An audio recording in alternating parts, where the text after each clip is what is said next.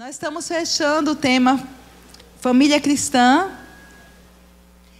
com um assunto mais delicado, mais importante, porque todo o conhecimento bíblico que vem para nós, vem para o nosso crescimento, vem para o nosso avanço, e graça e paz é multiplicada pelo conhecimento de Deus. Então, graça e paz vai ser multiplicado na sua vida à medida que você se expõe ao conhecimento da palavra, se expõe ao conhecimento de Deus. E hoje, dentro do tema família cristã, a gente vai tratar sobre divórcio e novo casamento.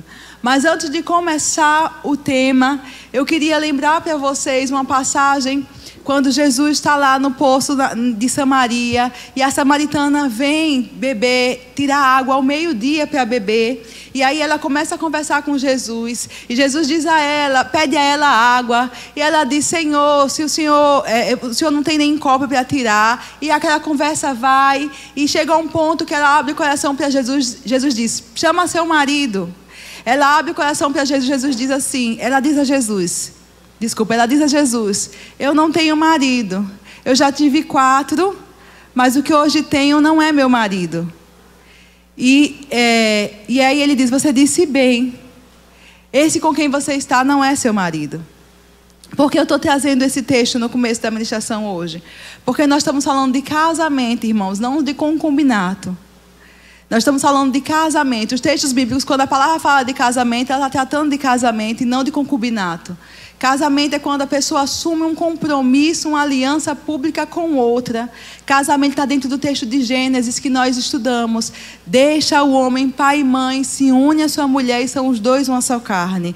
Nós estamos falando sobre casamento esta manhã, sobre divórcio e novo casamento. Aquela mulher já tinha sido casada, ela já tinha se divorciado várias vezes. Jesus reconhecia que ela tinha sido casada. Por várias vezes não deu certo. A gente não sabe por quê, mas sabemos que naquela época era o homem que repudiava a mulher. A mulher não tinha capacidade de se divorciar. O homem se divorciava da mulher quando não tinha mais interesse nela. E por diversas vezes ela foi repudiada e foi acolhida e casou com outro homem. E todos aqueles relacionamentos anteriores, Jesus diz, você foi esposa daqueles homens, porque você casou com eles. Mas eu acredito, essa é a minha leitura do texto, que ela cansou, ela desanimou, ela desistiu. Ela achou que não valia mais a pena. E o último relacionamento dela, Jesus reconheceu, ela reconheceu, não era mais um casamento. A Bíblia não diz que ela estava com um homem de outra mulher. A Bíblia não diz que ela estava em adultério. Apenas diz que ela não estava casada com aquele homem com quem ela convivia. Então, para a Bíblia, para Deus, casamento é uma coisa, concubinato é outra coisa. Amém? Então, vamos lá começar a nossa ministração esta manhã, lendo Malaquias 2:16. É o último livro do Antigo Testamento, Malaquias 2, verso 16. Porque o Senhor, Deus de Israel, diz que odeia o repúdio ou o divórcio, e também aquele que cobre de violência as suas vestes, diz o Senhor dos Exércitos. Portanto, cuidai de vós mesmos e não sejais infiéis. Eu vou ler de novo. Porque o Senhor Deus de Israel diz que odeia o repúdio. Tem versões que falam de divórcio. E também aquele que cobre de violências as suas vestes, diz o Senhor dos Exércitos. Portanto, cuidai de vós mesmos e não sejais infiéis. Esse texto aqui de Malaquias diz claramente que Deus desagrada, Deus odeia o divórcio. Mas no mesmo texto, a palavra liga, Malaquias 2:16, liga o divórcio à infidelidade. Existem, irmãos, motivos bíblicos que permitem a pessoa se divorciar. E esse é um dos motivos, e é trazido já nesse texto, quando Deus diz, eu odeio o divórcio, eu odeio o repúdio. Por isso, cuide de não ser infiéis. Se você voltar um pouquinho, no verso 15, a Bíblia diz, portanto, cuidai de vós mesmos, e ninguém seja infiel para com a mulher da sua mocidade. Se você for para o verso 14, você vai ler assim, e perguntais por quê?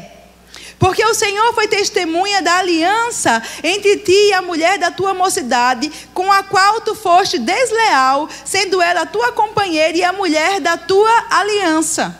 Casamento é uma aliança. Casamento é um compromisso público diante das pessoas, diante de Deus e diante do nosso cônjuge.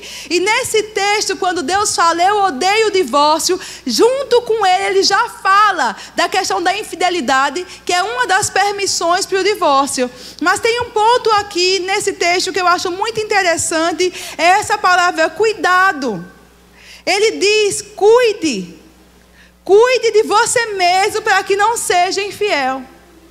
Amados, quantos sabem aqui que tudo que não tem manutenção quebra? Tudo que não tem manutenção estraga. Tudo que não tem manutenção se deteriora. Toda casa precisa de manutenção. Tudo que a gente tem precisa de manutenção. Quanto mais tempo a gente tem aquilo, mais manutenção ele demanda. Todo móvel tem que se passar um paninho para tirar a poeira. Se for de ferro, tem que passar uma vaselinazinha e um paninho seco. Não é verdade? Senão enferruja, estraga.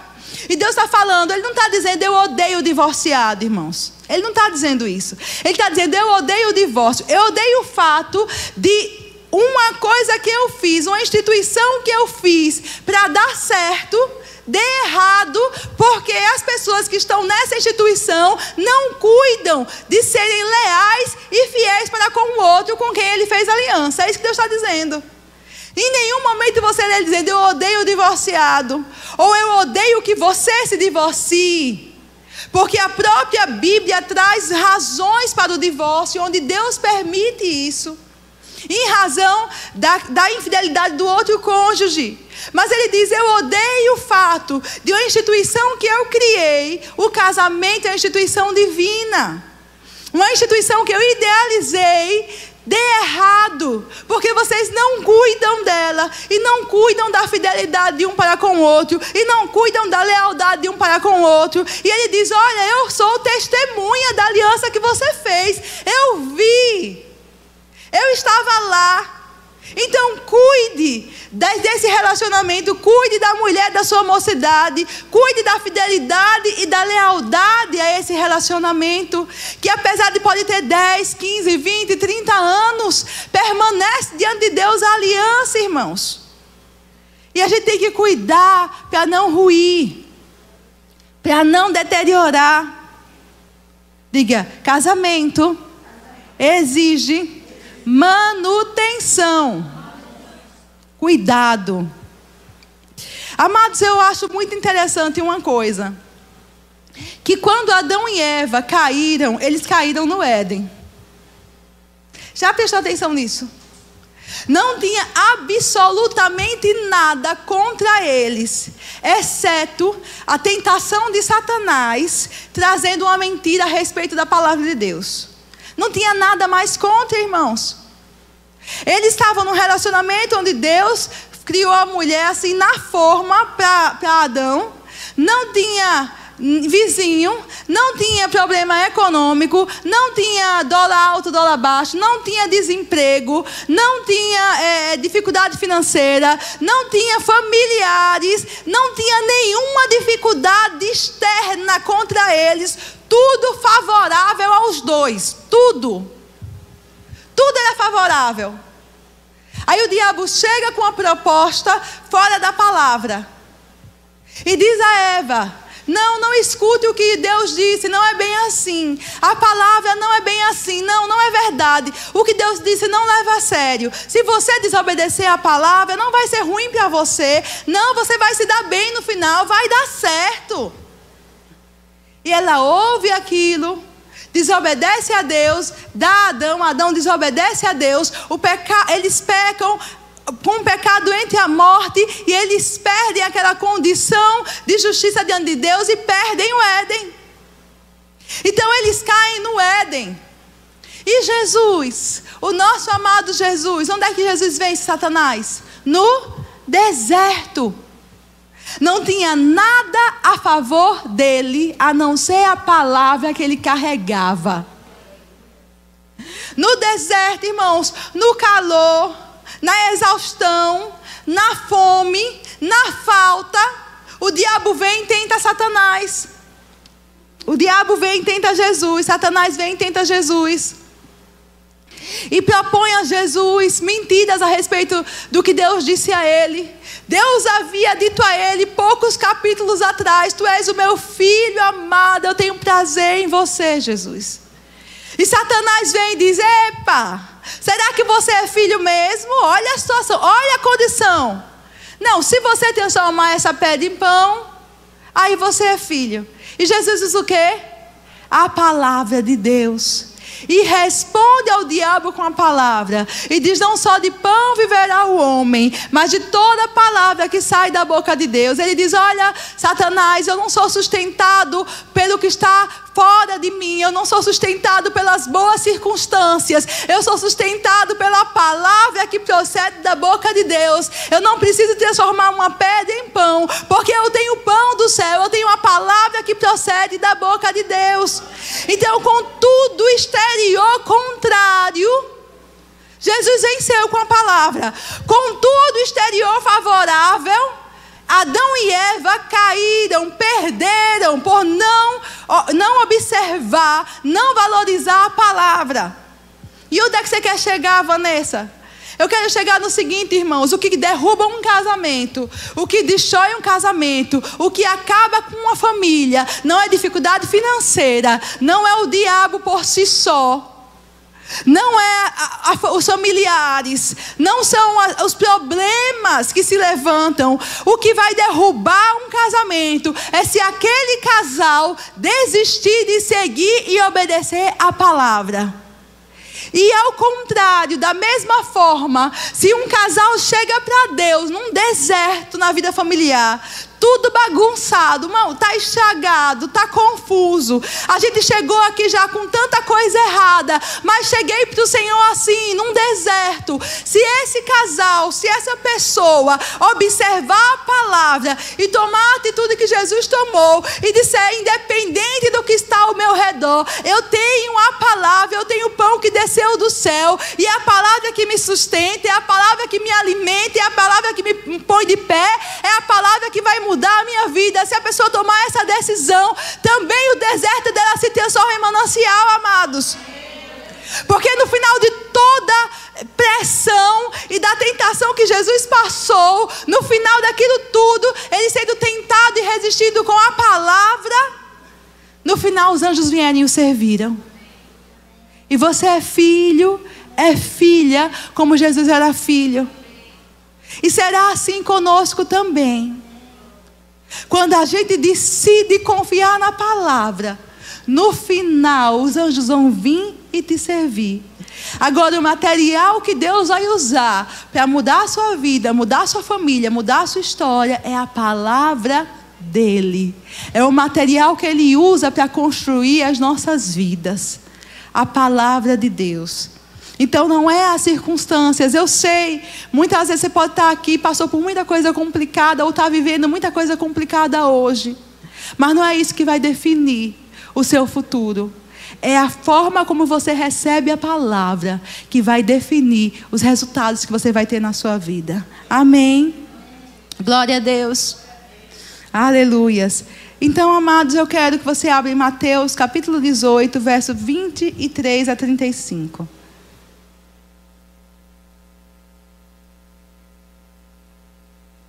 Mateus 18, 23 a 35.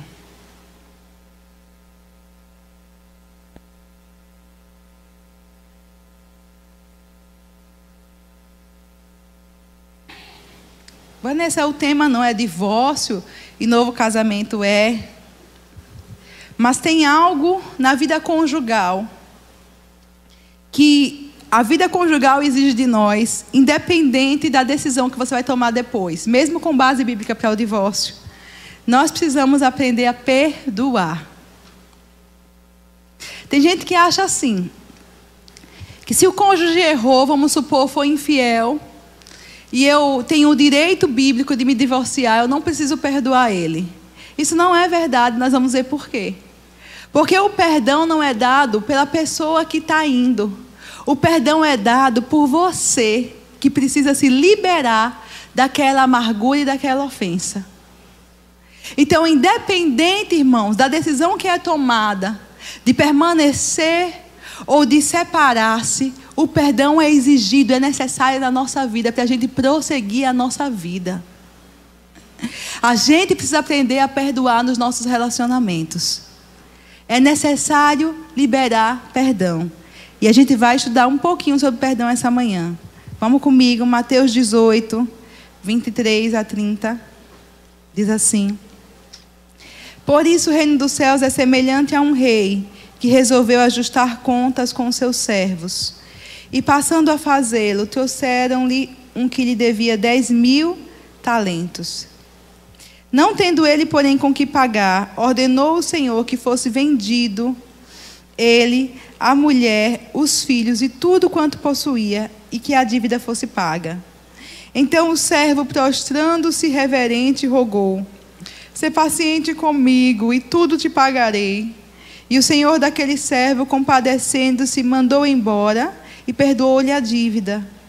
Saindo, porém, aquele servo encontrou um dos seus conservos que lhe devia 100 denários, e agarrando-o, o sufocava, dizendo: paga-me o que me deves. Então o seu conservo, caindo-lhe aos pés, lhe implorava: sê paciente comigo e te pagarei. Ele, entretanto, não quis. Antes, indo-se, o lançou na prisão, até que saldasse a dívida. Vendo seus companheiros o que se havia passado, entristeceram-se muito e foram relatar ao seu senhor tudo o que acontecera. Então seu senhor, chamando-o, lhe disse: servo malvado, perdoei-te aquela dívida toda, porque me suplicastes. Não devias tu, igualmente, compadecer-se do teu conservo, como também eu me compadeci de ti? Indignando-se, o seu senhor o entregou aos verdugos, até que lhe pagasse toda a dívida.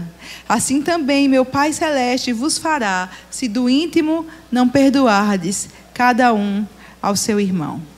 Vamos estudar um pouquinho essa mensagem? Esta manhã a Bíblia diz o seguinte, eu estou em Mateus 18, 23 a 35. A Bíblia conta uma parábola, trazendo questões naturais para nos mostrar, nos revelar uma realidade espiritual. E Jesus diz que o reino dos céus é semelhante a um rei que vai prestar contas com os seus servos. Quando ele vai fazer isso com um dos servos, no cálculo da prestação de contas, o servo deve, quanto amados, 10.000 talentos. A dívida era gigantesca, impossível de ser paga. Eu não fiz a conversão, esqueci de fazer na verdade, mas é um valor enorme, amados. E ele não poderia pagar essa dívida. Então ele vem e ele se prostra diante do rei, do Senhor, e ele pede compaixão ao Senhor, e ele faz uma promessa que ele não pode cumprir. Ele diz que vai pagar. Ser paciente comigo e tudo te pagarei. Era impossível pagar essa dívida. O Senhor se compadece dele, manda ele embora e perdoa a dívida. Amados, sabia que existem dívidas que as pessoas fazem contra nós, que não é possível serem pagas? Tem coisas, tem ofensas que são feitas a nós, tem traições, tem questões difíceis que são feitas a nós, que não dá para pagar. O que acontece logo após esse período do servo com o rei? O servo sai e encontra um conservo, encontra um igual a ele. E esse igual deve a ele 100 talentos. 100 denários, 100 dias de trabalho. E aí ele vai e cobra. E o conservo faz a mesma coisa que ele fez, pede compaixão, não se compadeça de mim. Olha, eu vou te pagar. Mas ele endurece o coração e ele põe o homem na prisão. Agora me diga uma coisa, aquele homem na prisão pagaria a dívida? Não. Ele preso teria como pagar a dívida? Não. Mas o servo põe ele na prisão. Você vai ficar aí até que me pague. Amados, essa realidade natural, ela vem para nós nos trazer uma realidade espiritual. O que é que acontece quando a gente é ofendido? A ofensa cria uma dívida dentro de nós. A gente se sente ofendido quando alguém devia se comportar conosco de uma forma e não se comportou. Devia respeito e não teve respeito. Devia consideração e não teve consideração. Devia lealdade e não teve lealdade. Devia gratidão e não teve gratidão. Então a pessoa me devia algo e aí ela não me deu o que devia, me ofendeu, criou uma dívida dentro de mim, uma ofensa, um escrito de dívida. Tem uma não é procuração, o que fica no comércio quando a gente faz uma dívida? Uma duplicata dentro da gente, porque aquela pessoa devia algo e não fez. Um escrito é feito dentro do nosso coração. A ofensa só vem de duas formas, amados: ou alguém realmente fez algo contra nós e deixou uma dívida, ou a gente acredita que fez. E a dívida é gerada porque a gente entende que aquela pessoa devia alguma coisa e não fez por nós. Então aquele servo tinha uma dívida enorme com o rei perdoa, mas ele se encontra com outro conservo que tinha uma dívida com ele, ele não perdoa, ele pega e põe o homem preso. E o homem preso, aquela dívida nunca seria quitada. E a gente se comporta do mesmo jeito, a gente prende a pessoa dentro da gente. A gente mantém o escrito dentro da gente. A gente mantém o protocolo anotado dentro da gente.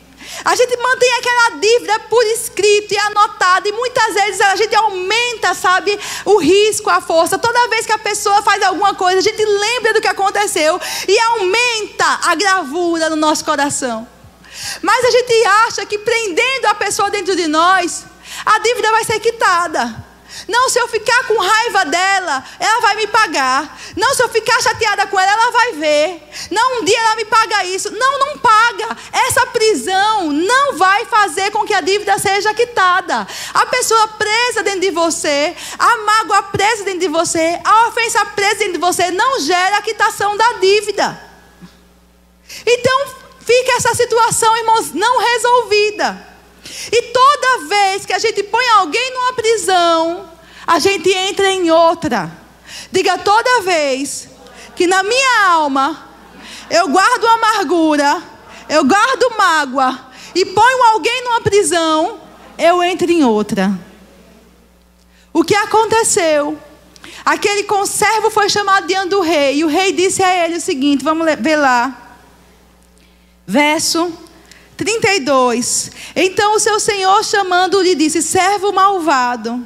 Amados, essa palavra malvado, a definição é cheio de labores, aborrecimentos e fadigas, pressionado e atormentado pelos labores.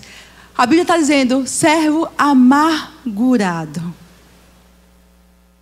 Você está por dentro, cheio de labor, cheio de fadiga, cheio de pressão.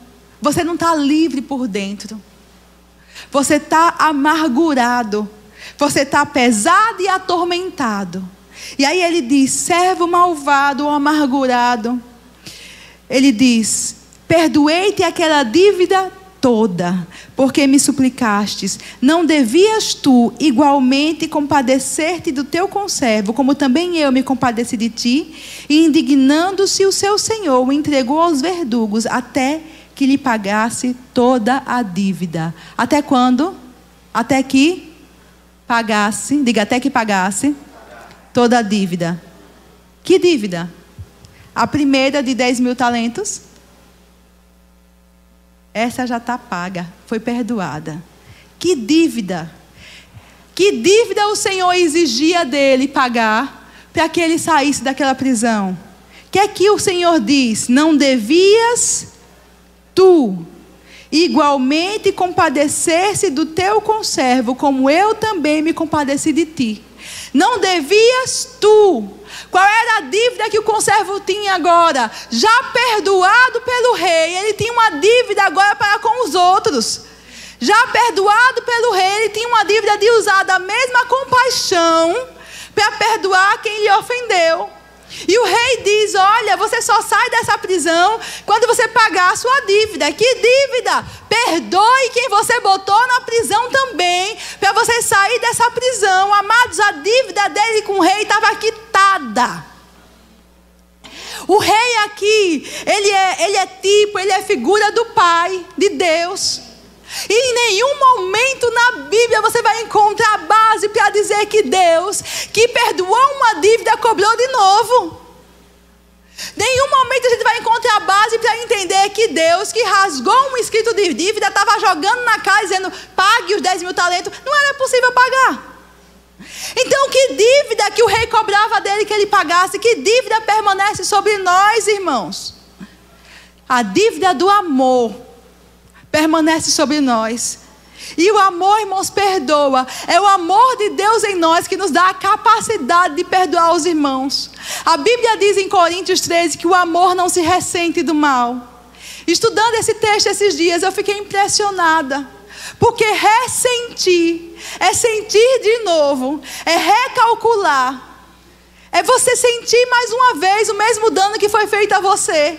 Ressentir é ficar recalculando e renovando aquela ferida, aquela ofensa sobre nossas vidas. O amor de Deus que está em nós não se ressente do mal. O que é que o amor de Deus faz? Ele perdoa, ele libera a pessoa.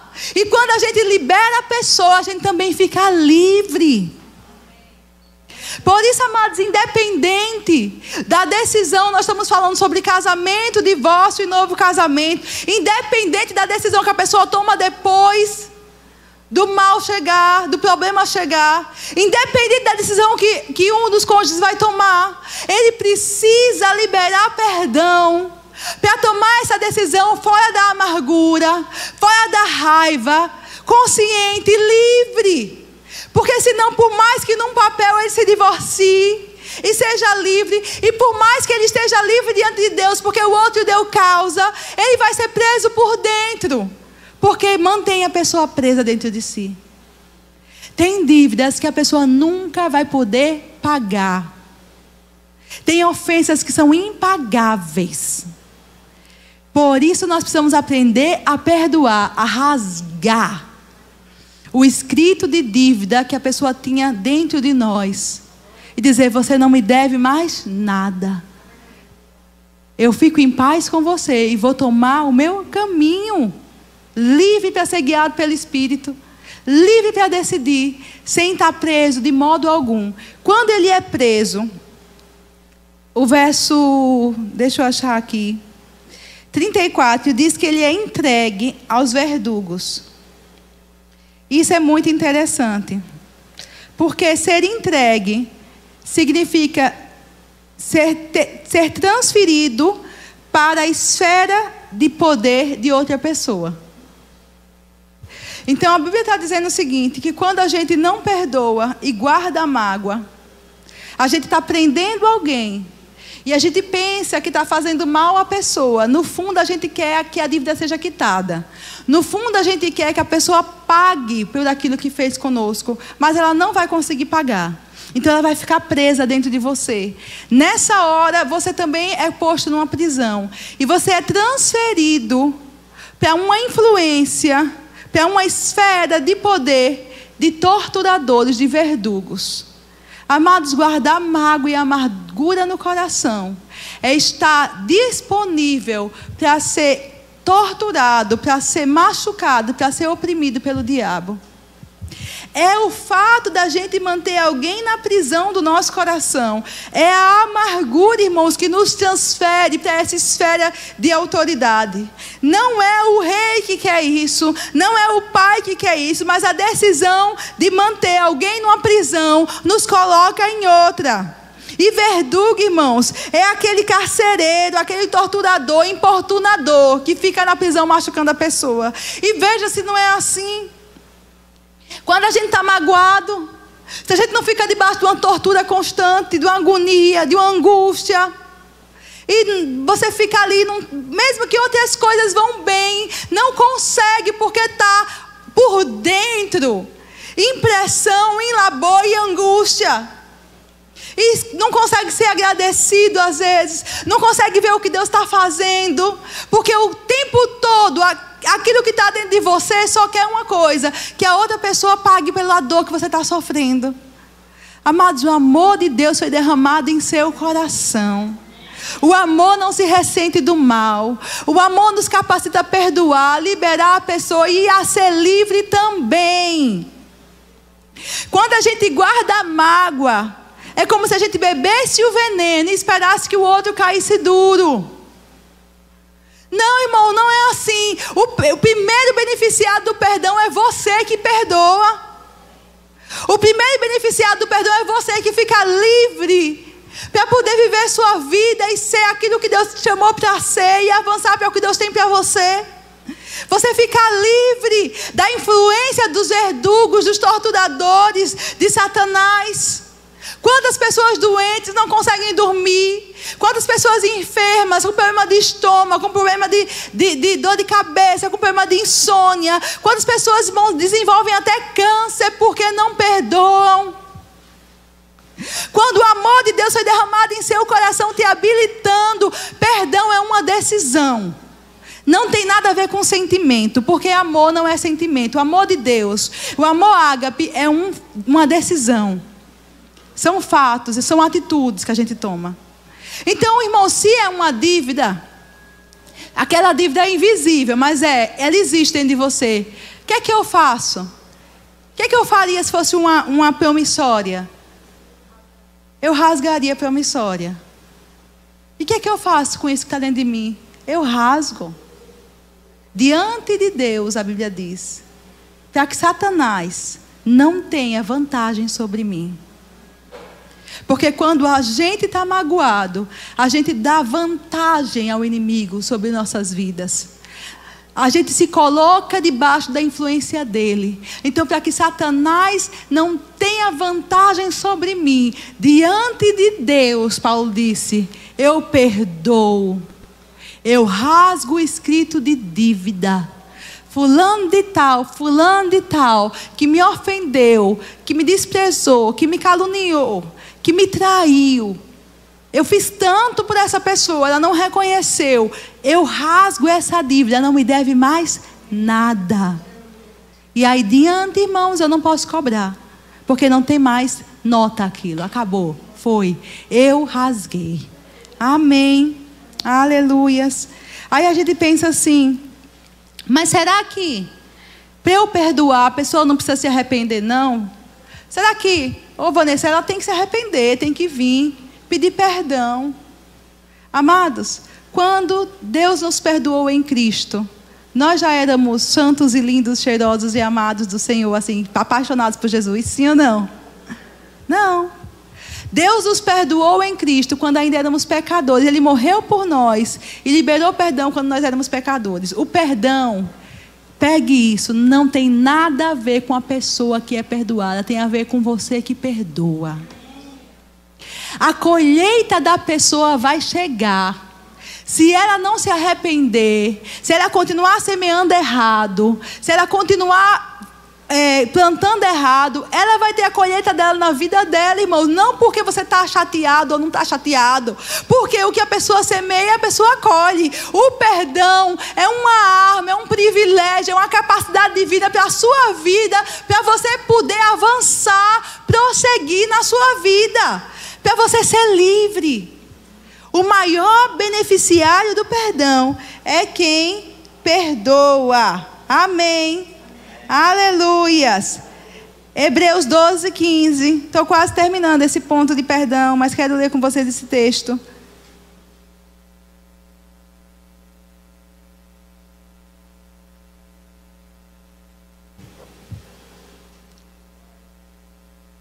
Hebreus 12, 15. Diz assim: atentando diligentemente para que ninguém seja faltoso, separando-se da graça de Deus, nem haja alguma raiz de amargura que brotando vos perturbe, e por meio dela muitos sejam contaminados. Veja o que a Bíblia fala, que a amargura no coração da gente é como se fosse uma árvore. Ela cria raiz e ela brota, ela manifesta fora da gente aquela dor, aquela ferida que está dentro da gente. E a Bíblia diz que a gente deve ter cuidado com isso, porque a amargura contamina. Essa palavra contaminar vem da palavra manchar. Ela tinge com outra cor as coisas. A amargura tinge com outra cor as coisas da nossa vida. A amargura tinge com outra cor os relacionamentos, irmãos. A amargura muda a cor das coisas. Ela contamina, ela mancha. A amargura mancha relacionamentos. A amargura mancha famílias. A amargura mancha casamentos. A amargura mancha pessoas. Ela tem a capacidade de mudar a cor das coisas. O que é que eu quero falar? E eu acredito que você já está pegando. Você teria hoje, vamos supor, uma vida melhor com seu cônjuge, se você não tivesse amarguras guardadas no coração de coisas que aconteceram no passado. Porque aquela dor do passado tinge, mancha a sua vida hoje, se você não rasgar esse escrito de dívida. A gente acaba olhando as circunstâncias pelas ofensas que a gente passou no passado. E às vezes nem foi a pessoa que fez, foi outra pessoa. Mas está lá dentro da gente. Tem gente que se move, irmãos, por ofensas que sofreu ainda na infância. Por ofensas que sofreu na casa dos pais. Por ofensas que sofreu antes de conhecer o cônjuge, a pessoa com quem ela convive. Mas a pessoa está lá dentro, a amargura guardada. E aquela amargura mancha, contamina as relações hoje. Muda a cor. Às vezes era para estar tudo bem, mas de repente aquela amargura traz desconfiança. Aquela amargura traz raiva. Aquela amargura traz temor de acontecer de novo. Aquela amargura traz desconforto. E mancha os relacionamentos de hoje. Por isso é tão importante perdoar. Amados, Paulo foi um homem tremendo de Deus. O apóstolo, nosso apóstolo, apóstolo dos gentios. Escreveu mais da metade, quase metade, do Novo Testamento. E ele tinha uma capacidade, ele tinha uma revelação para andar na vida dele, que eu acho tremenda. Ele sabia esquecer das coisas que ficaram para trás e avançar para as que estavam diante dele. Diga comigo, ele sabia esquecer. Diga assim, Paulo sabia esquecer. Paulo sabia esquecer. Paulo sabia perdoar diante de Deus, para que Satanás não tivesse vantagem. Paulo sabia deixar o passado para trás e avançar para o que Deus tinha para ele. E nós precisamos aprender a andar assim, irmãos. Porque se a gente ficar andando preso no passado, a gente contamina o nosso presente e desvia o nosso futuro do alvo. Vou repetir, se a gente ficar andando preso na amargura do passado, você contamina o seu presente e desvia o seu futuro do alvo. A gente não chega onde Deus quer que a gente chegue, irmão, cheio de prisões dentro da gente. E o maior beneficiário é você, quando você perdoa. Oh glória, eu sou livre para viver o que Deus tem para mim. Ofensa de ninguém vai me parar, vai me prender, vai definir o meu futuro. Ofensa de ninguém vai definir quem eu sou em Cristo. Ofensa de ninguém vai definir o que eu vou fazer. Ofensa de ninguém vai definir onde eu vou chegar. Quando a gente se mantém preso às ofensas, o nosso ofensor define a forma como a gente vê o hoje e aonde a gente vai chegar. Por isso que perdão é um benefício, diga assim, para mim. Diga, perdão é um benefício para mim. Aleluia. Glória a Deus. Aleluias. Agora, sabendo disso, nós podemos avançar. Amém? Vamos para Mateus 19, 9. Agora eu vou falar sobre as permissões bíblicas para o divórcio e o novo casamento.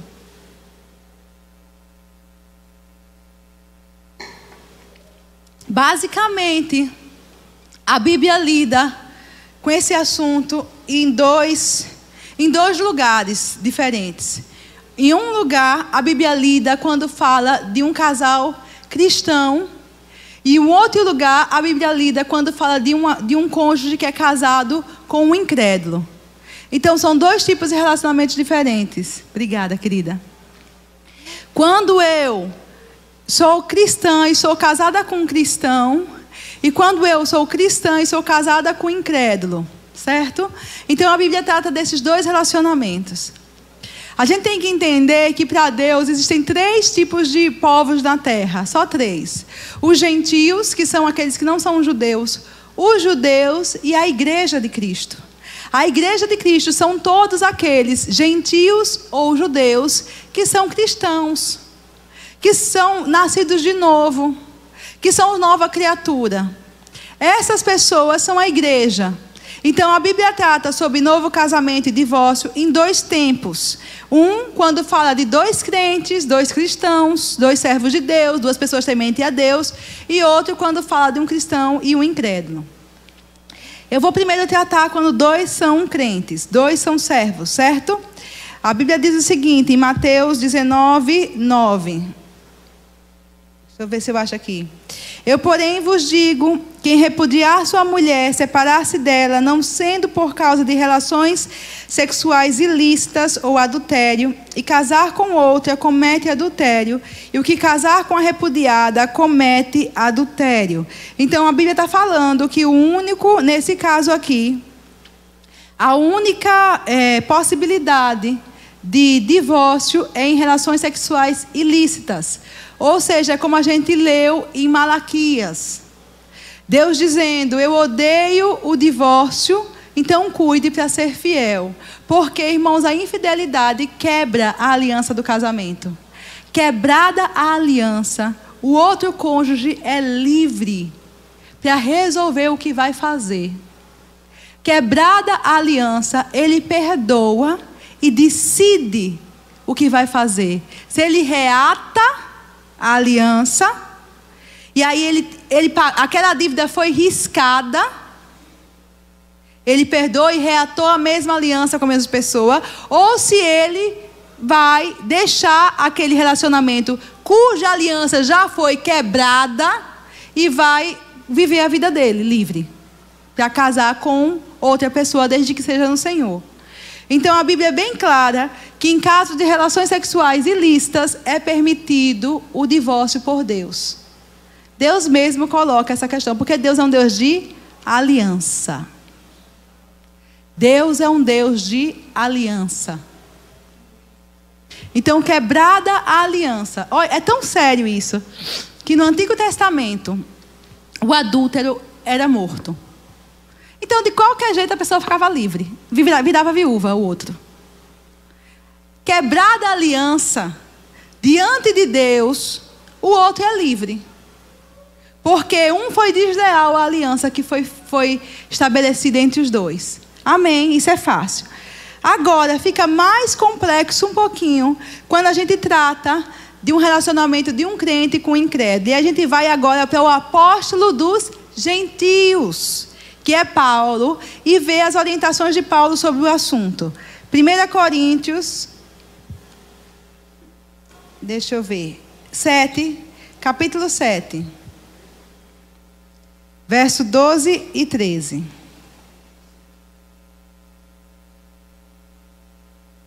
Certo. Deixa eu me organizar aqui. 1 Coríntios 7, 12 e 13.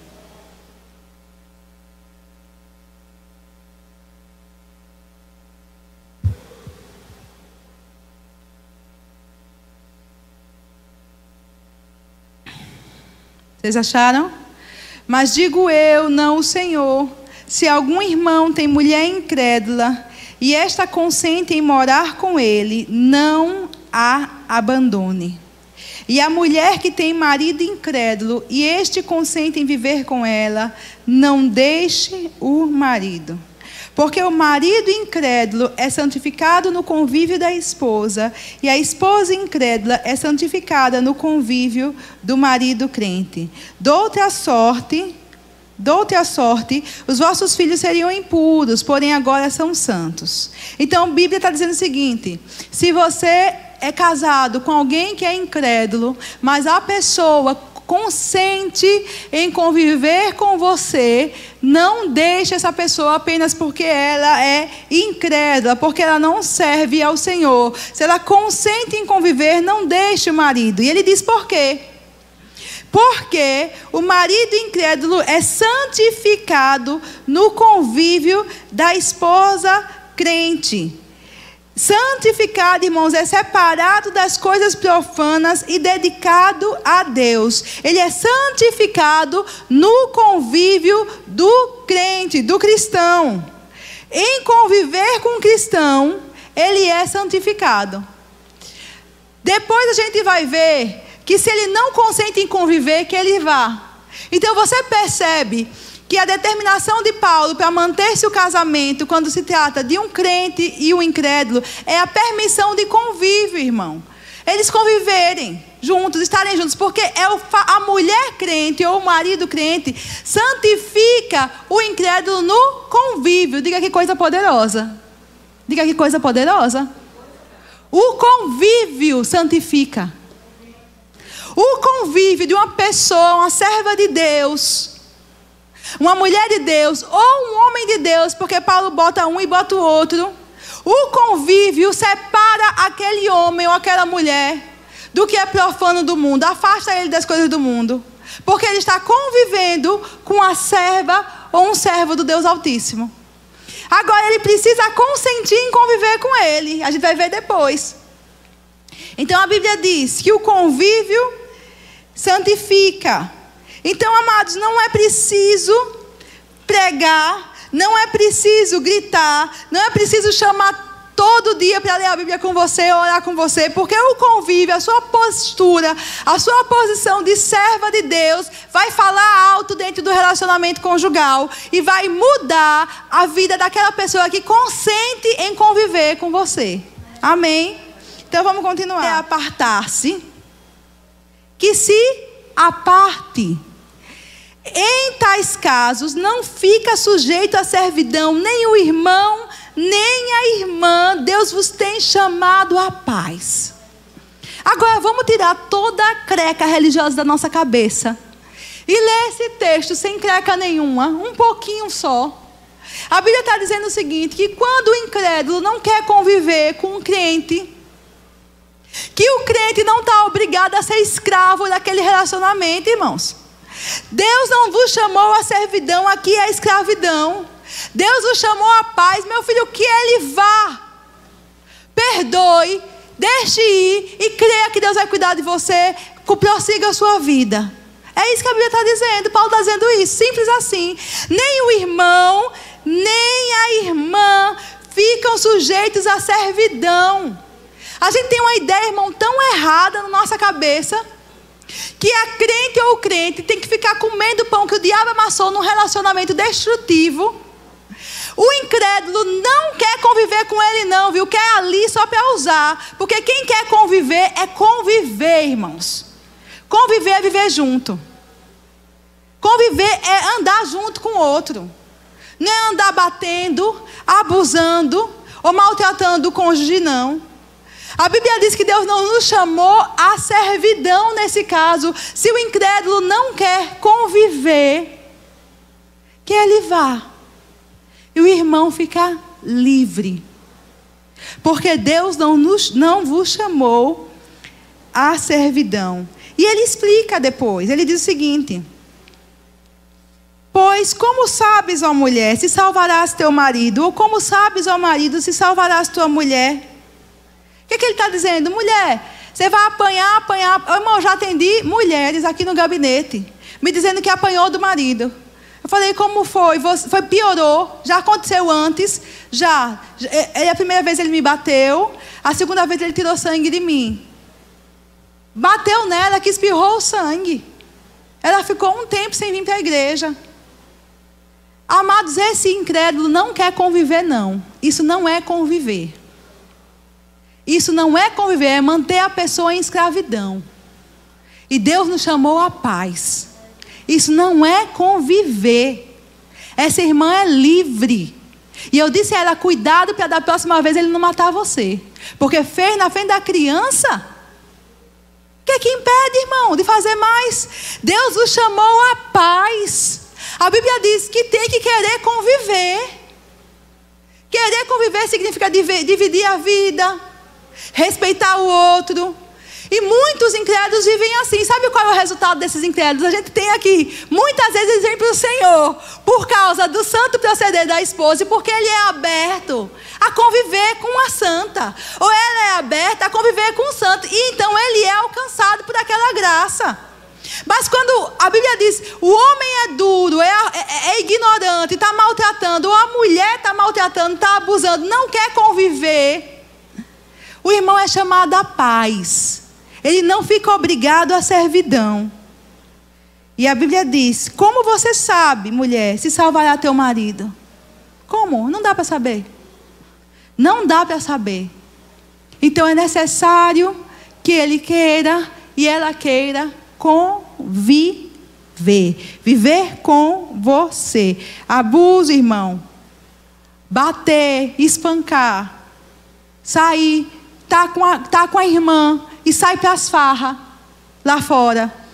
Depois volta para casa. Ela sabe o que ele fez, que aprontou. Não, mas eu tenho que continuar casada. Você fica se quiser. Porque você é livre para escolher continuar. Mas você é chamada à paz. Você tem liberdade bíblica para romper esse relacionamento e viver sua vida. E não tem condenação sobre você. Agora eu tenho uma pergunta. E quando o cabra é crente, mas vive todo errado? E agora? E agora? Porque, amados, por que Deus separa as coisas? Deus chama de um jeito os crentes e de outro jeito os incrédulos. Porque o crente, irmãos, ele tem a capacidade de mudar a vida dele, de andar em amor. O crente vai ser chamado pelo pastor para conversar. O pastor vai dizer a ele, meu filho, não é assim que se trata a sua esposa. Ele vai ter aconselhamento. Ele vai ser corrigido. Ele vai ser ajudado. E se ele for ovelha mesmo, de verdade, e tiver no erro, a ovelha é mansa, a ovelha é corrigida. Ela consegue voltar atrás. A palavra vem e conserta a pessoa. Então, quando está falando de dois relacionamentos de dois crentes, é diferente a situação. Os dois têm capacidade de andar em amor, de superar questões e de melhorar. Mas quando o crente, o cabra ou a moça, a beleza, diz que é crente e vive pior do que o incrédulo. Diz que é crente, até pega no microfone, sapateia, dá glória a Deus, chega em casa, quebra a panela na cabeça da mulher e dos filhos. E agora? Como é que a Bíblia trata esse assunto? A Bíblia trata. 1 Timóteo 5, 8.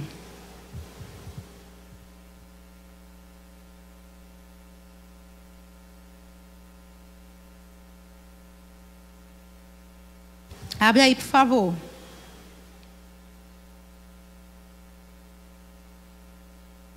Lembre, eu não estou mandando ninguém se divorciar não, viu? Eu estou ensinando a você a palavra. A Bíblia diz, se for incrédulo, veja se quer conviver com você. Conviver, eu abri aqui para te dizer, vem do hebraico e significa ter uma relação de descanso. Tem um relacionamento. Existe um relacionamento. Não é uma situação de escravidão. Existe um relacionamento entre os cônjuges. Se você tem esse relacionamento, independente da fé que a outra pessoa professa, Paulo diz, continue casado. Porque a sua vida vai santificar a vida dele. Agora, quando o cabra diz que é crente. Irmão, sabe que Jesus nunca se impressionou com o que as pessoas diziam? Tem gente que se impressiona. A pessoa vem cantando de galo, falando que é aquilo outro, e a gente se impressiona. Jesus nunca se impressionou. Jesus disse, aí um dia vão me dizer assim, Senhor, Senhor, vão falar, Senhor, Senhor, eu profetizei em teu nome, eu fiz milagres em teu nome, cheio de conversa bonita, e eu vou dizer, sabe o quê? Apartai-vos de mim, vós que praticais a iniquidade. Jesus nunca se impressionou com palavras bonitas, irmãos. Jesus se impressiona com a natureza que a pessoa carrega dentro dela. Aquelas pessoas falavam bonito, chamavam ele de Senhor, diziam: eu fiz obras maravilhosas em teu nome. E Jesus disse: pois eu nunca tive um relacionamento com você, meu querido. Nunca me relacionei com você, nunca te conheci, e você vive na prática da iniquidade. Não te conheço, longe de mim. Então, mas não é o que a pessoa fala. Todo cristão é uma árvore que tem que produzir frutos adequados com a semente que ele carrega dentro dele. É a vida que ele vive. Jesus disse: é pelo fruto que você vai conhecer. Jesus viu uma figueira cheia de folhas e foi lá procurar o quê? Fruto. Não tem fruto. Estava amaldiçoado e pereceu, irmãos. Porque o que impressiona Jesus, o que ele procura é fruto. É uma prática de justiça. É uma prática de caridade no sentido da palavra, de uma vida cristã correta, um caráter de lealdade, de fidelidade, de fruto, irmãos. Jesus não se impressiona com patente, Jesus não se impressiona com cargos, Jesus não se impressiona com grandes obras, Jesus não se impressiona com grandes templos. Jesus se impressiona quando encontra fruto na nossa vida, irmãos. E ele diz, 1 Timóteo 5,8: ora, se alguém não tem cuidado dos seus, e especialmente dos da própria casa, tem negado a fé e é pior do que o descrente. Pronto. Jesus resolveu o problema. Paulo resolveu o problema. Em que categoria eu coloco o crente que vive uma vida completamente fora da palavra, que vive uma vida de iniquidade e não cuida dos seus? Em que categoria eu coloco esse homem para resolver o problema no relacionamento, em relação à dívida que a mulher tem em relação a ele, a dívida conjugal? Em que categoria eu coloco? Ele está na categoria dos descrentes, porque ele é pior, para Deus ele é pior do que o descrente. E mãe, é isso mesmo, é. Vamos ver em Mateus, agora é Jesus falando. Mateus 18.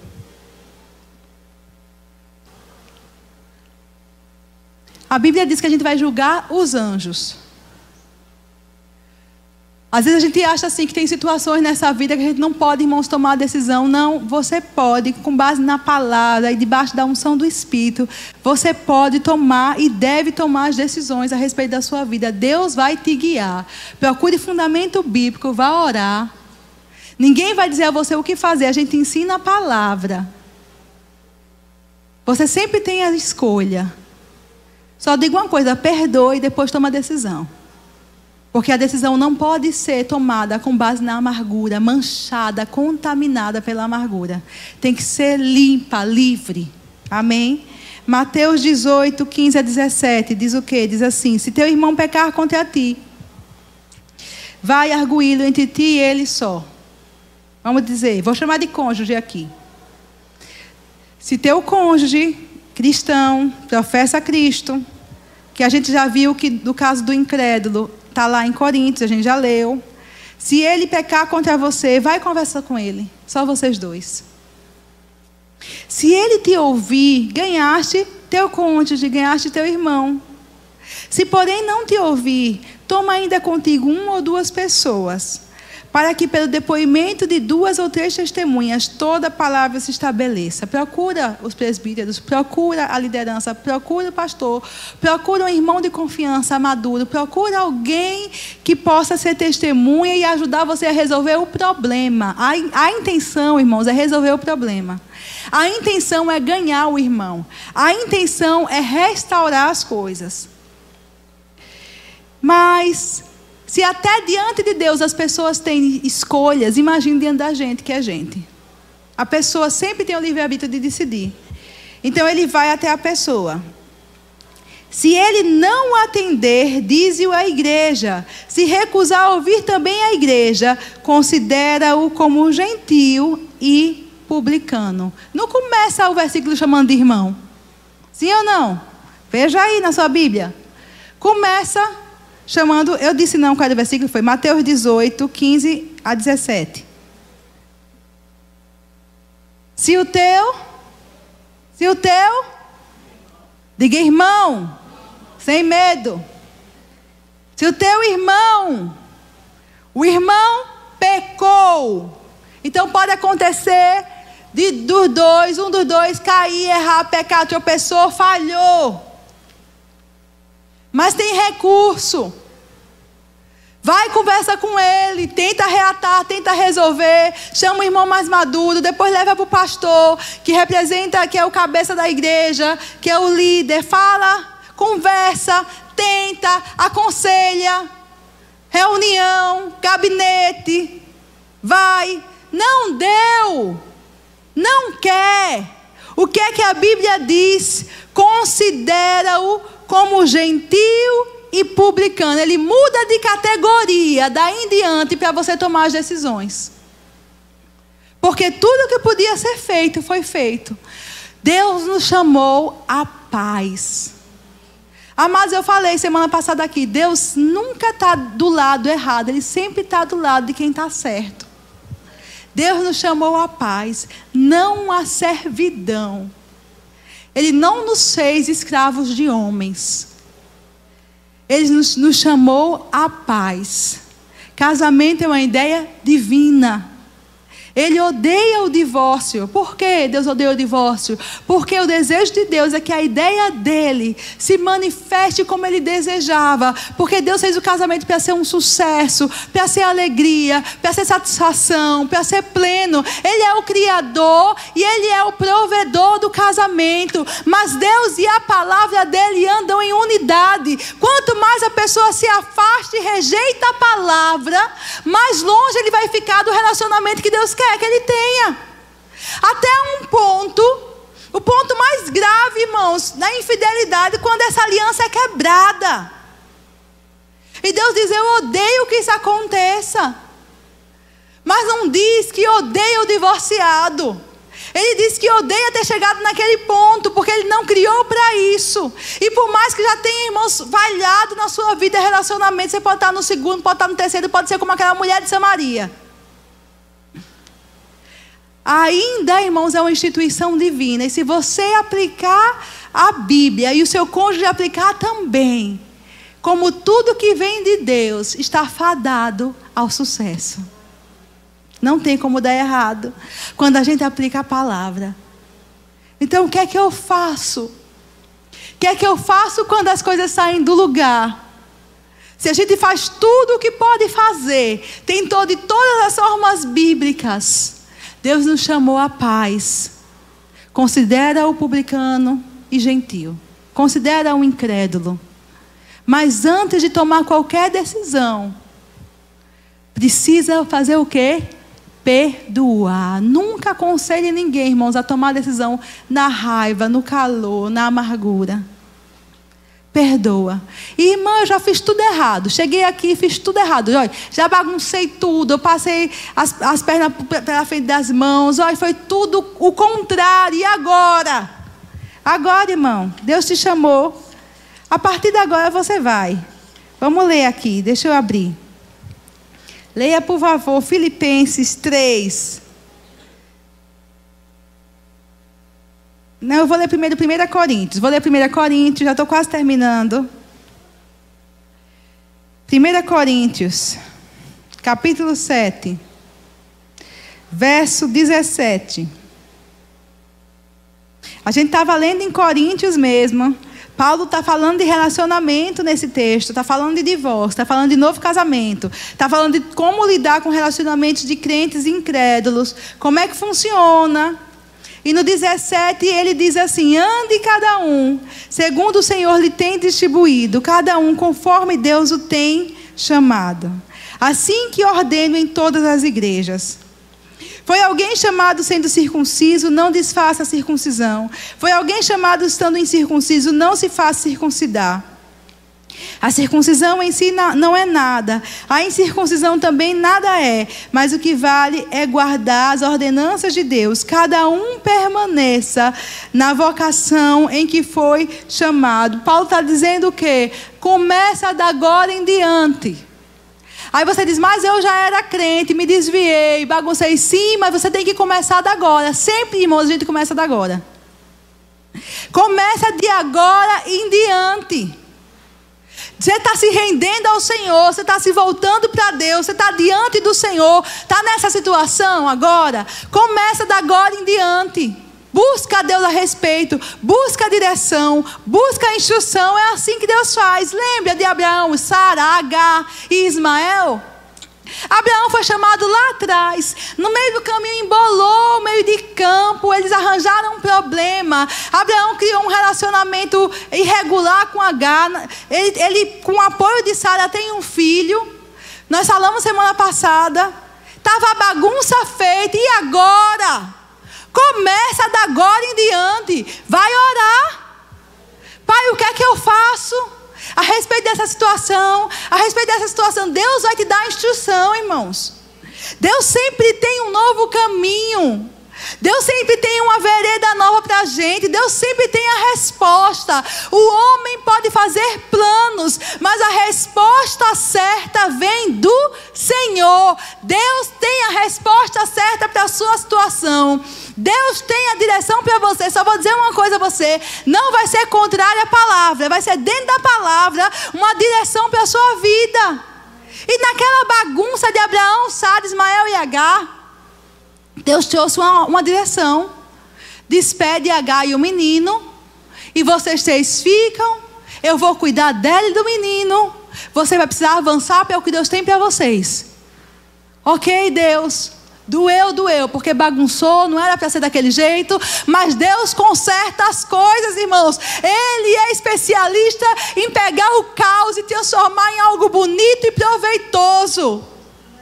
É só você olhar para a terra que estava em caos, sem forma e vazia, e a palavra veio, o Espírito veio, e Ele transformou em algo bonito e proveitoso. Eu declaro assim é na sua vida também. Você não serve a um Deus que perde batalhas, você serve a um Deus que ganha batalhas. Assim vai ser na sua vida também. Senhor, eu fui chamada lá atrás, mas eu me desviei, eu me baguncei. Senhor, eu fiz tanta coisa errada, mas Senhor, eis-me aqui, eu quero te servir, eu sou tu, eu pertenço a ti. Então você está agora disponível para ser guiada por Deus. Então você começa a partir de agora. Senhor, qual é a direção? Dentro da tua palavra, qual é a direção que o Senhor tem para mim? E agora eu vou terminar com Filipenses 3, 12 a 16. Filipenses 3.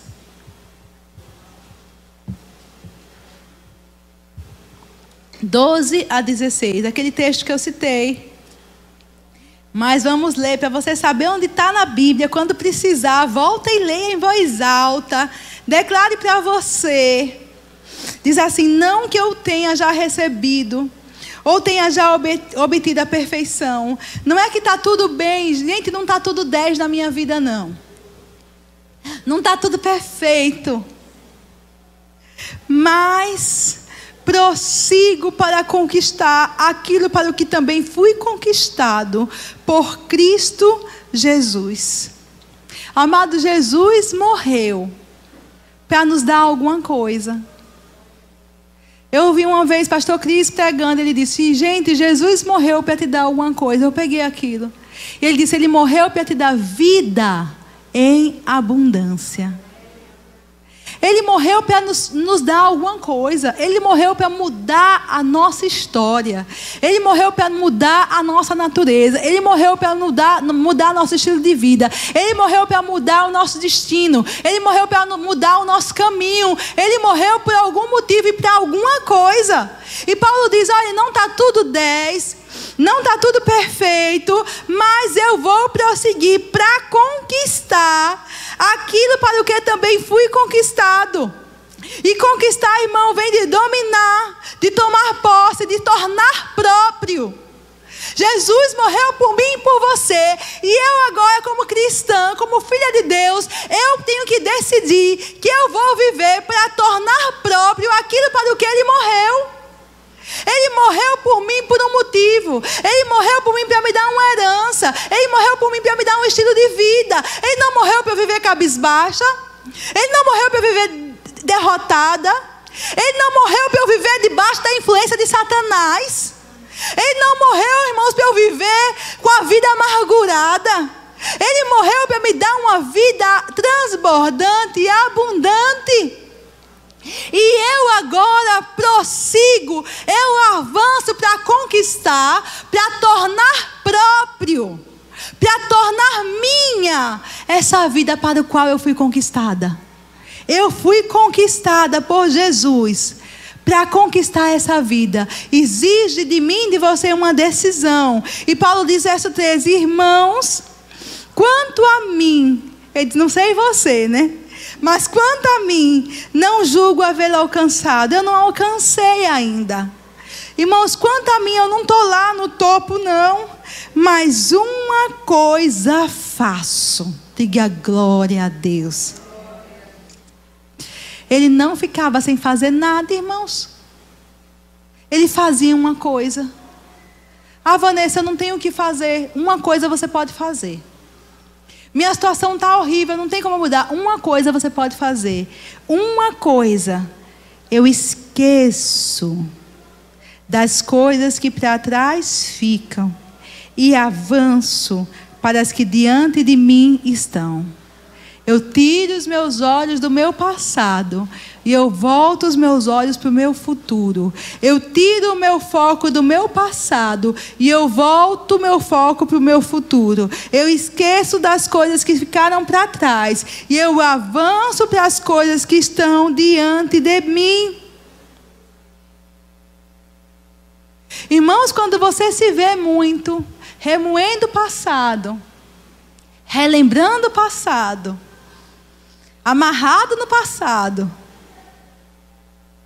pare, tome cuidado, porque seu olhar está errado. Você está olhando para trás. E Deus chama a gente para olhar para frente. Porque o seu passado está escrito.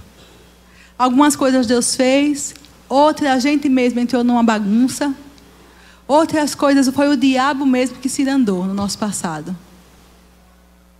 Mas o nosso futuro está diante do Senhor. A gente pode viver o futuro que Deus tem para a gente. O nosso passado, irmão, já foi. Já aconteceu. Se você acertou, se você errou, se acertaram com você, se erraram com você, não importa mais. Mas o meu futuro está diante dele. Eu posso viver, diga assim, eu posso viver o futuro que Deus planejou para mim. Isso hoje, diga, tem coisas de Deus preparadas diante de mim.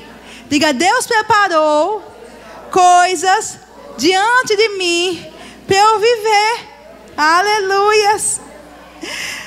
Avanço para as que estão diante de mim, prossigo para o alvo, para o prêmio da soberana vocação de Deus em Cristo Jesus.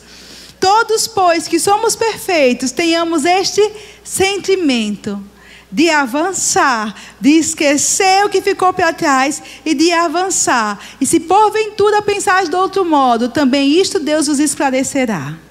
Todavia andemos de acordo com o que já alcançamos. Aleluias. Deus não nos condena, amados, nem nos pisa. Bah, eu fiz tudo errado, Senhor, até agora. Ok, bora de agora em diante acertar? Vamos acertar? Acerta o coração, se alinha com Deus, começa a andar com aquilo que você já alcançou, porque Deus tem um futuro, coisas adiante de você. Aleluia, aleluia. Deus tem coisas adiante de você, preparadas para você viver. Amém? Glória a Deus, vamos ficar em pé. Aleluias.